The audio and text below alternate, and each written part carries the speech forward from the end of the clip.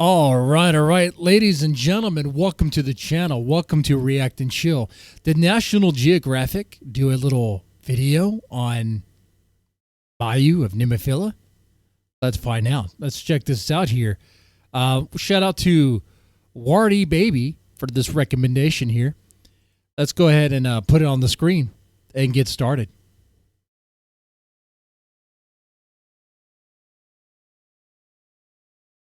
All right, here we go. We got a little disclaimer here.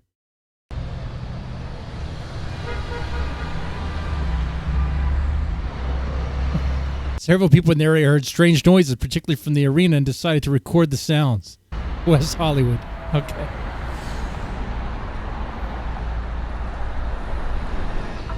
What their microphone picks up becomes the first of a series of recordings. The recordings capture a series of guttural grunts, howls, and growls. Very first sounds were very aggressive. Could be considered very scary, but again, they weren't coming after us, so we don't know the intent, we don't know their agenda, we don't know what it was. Ron claims that later he even interacted with these mysterious creatures before getting his first glimpse of one. Field researcher Cliff Barrickman says the sounds are the gold standard of vocalizations.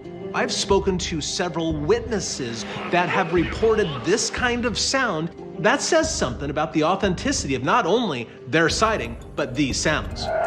The recordings range from guttural growls to wild whoops to something that almost sounds like language. There's a retired cryptolinguist from the U.S. Navy. He's realized that there are phonemic patterns that repeat in the sounds. Those are words.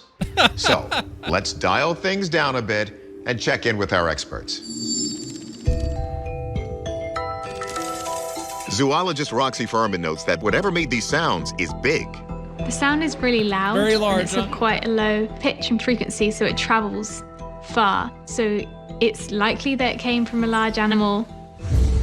Mayu's a large animal in spirit, all right. Next, we bring the recordings to soundscape ecologist Dr. Ben Gottesman. So here we have 3 phrases. First, Gottesman examines the guttural sound. Next, the whooping. The second has these low to high upsweep. And finally, the chatter. And those almost sound like words. The question, could those come from any known large animals native to the area? We're now going to listen to the sound of an elk bugling.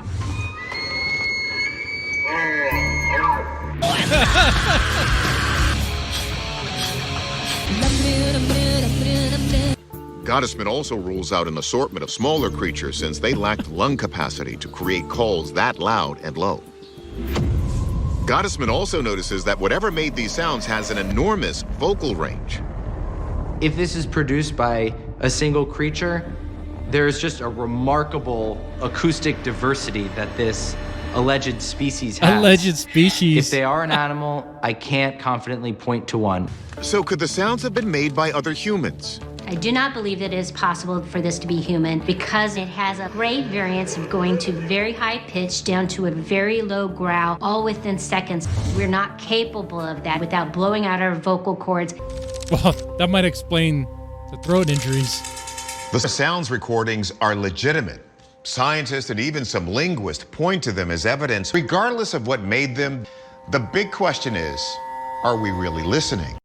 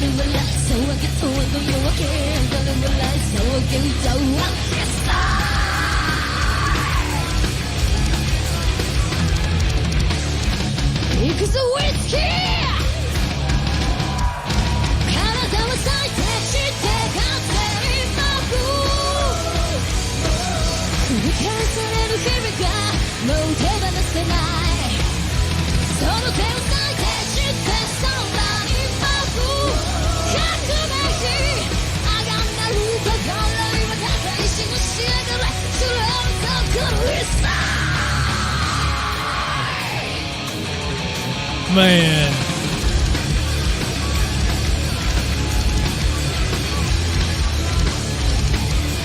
Mayu, the thunder throat banshee queen.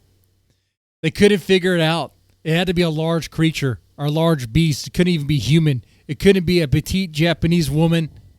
No. This is good. This is a good video. We need more like this. This is grade A content right here. I'm merely just reacting to it. Check out this channel here, okay? OVD made it.